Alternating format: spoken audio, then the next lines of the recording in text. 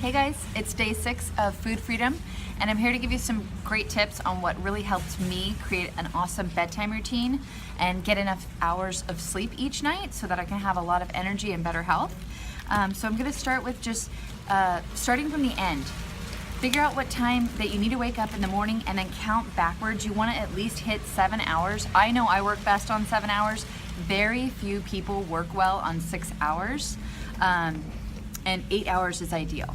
But I know that I can function really good on 7, so I need to wake up at 5:30. I worked backwards, and I need to be asleep and lights off at 10:30 to get the amount of sleep that helps me work my best.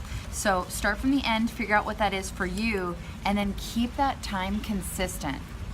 A book that really helped me out is called The Miracle Morning. As a business owner, this was a really good book to create an amazing morning routine. But it does start, you need to make sure you're getting enough sleep on the back end. So for me, that book was really helpful. But also what they encouraged was keeping the time the same. For the first month that I did this book and creating this bedtime routine that I have now, I kept the time the same. My sleep time was 10:30 and wake up 5:30. I even did that on the weekends for the first 30 days. But now that I've created a routine, I don't have to do that anymore. So on the weekends, I will sleep in a little.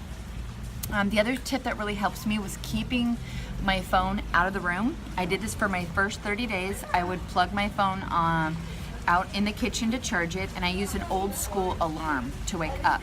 This really helped a ton. So that could help you too. Having the alarm across from my bed helped me stop pushing snooze.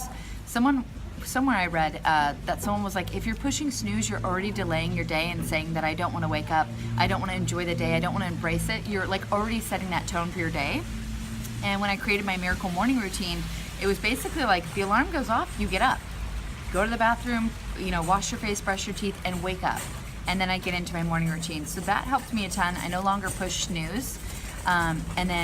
So on the back end of the night too, what really helps me get up and be ready for my day is I do these bedtime affirmations where I even say the time that I'm going to bed, what time I'm waking up, the amount of sleep I'm getting, and how it's going to be the perfect amount that I need. So even on nights when it's been less than 7, and for one example, there's been a couple nights when it's been like 6 or less, like 5.5, 6 hours, which I'm not proud of, but there's nights when that happens. So in the bedtime affirmation, all I do is change the times. I'm going to bed at 12 and I'm waking up at 5:30. It's gonna give me 5.5 hours of sleep, which is exactly what I need to run on my best tomorrow. So saying something like that before you go to bed really sets the tone for when you wake up, that you're not pushing snooze, you don't need extra sleep because you got exactly what you needed. So that helped me a ton. Some tips if you have problems falling asleep would be to not drink caffeine after 3:30. This could add to you having trouble. Doing a meditation before bed can be very helpful. And then say that you have the lights off and everything and you just still can't fall asleep. There is something called delta waves. I listen to one on YouTube.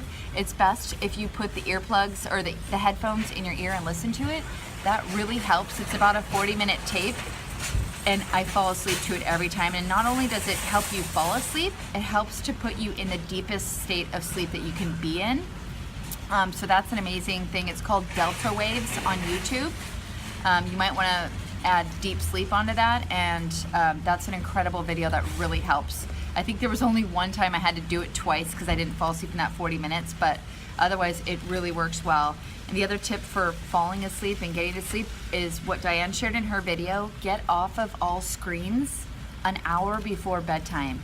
You need to let your eyes adjust. The blue light from the screens and the phones really keeps you up. It's not a good way to end your night. So just try to get off screens, all screen time, an hour before bed. And my last tip is just make bedtime fun. And that kind of goes into that nicely. So what I do in my room is I light candles. I have books that I love reading. I look forward to it. And I never regret, that feeling you get when you turn off the light and it's time to lay down? Don't you always go like, man, this feels so good. I should have done this earlier. Like, think of that. It always feels good to put your head on the pillow, close your eyes and go to bed. So the sooner you can do that, the better. And just make it enjoyable. Play music, do something. We need creative time because we're working all day. So at night, that's kind of why we get stuck watching, Netflix or on our phone and stuff. Our brain, we actually need that creative space in our day. Sorry, I'm at Whole Foods, so there's a lot of people walking by.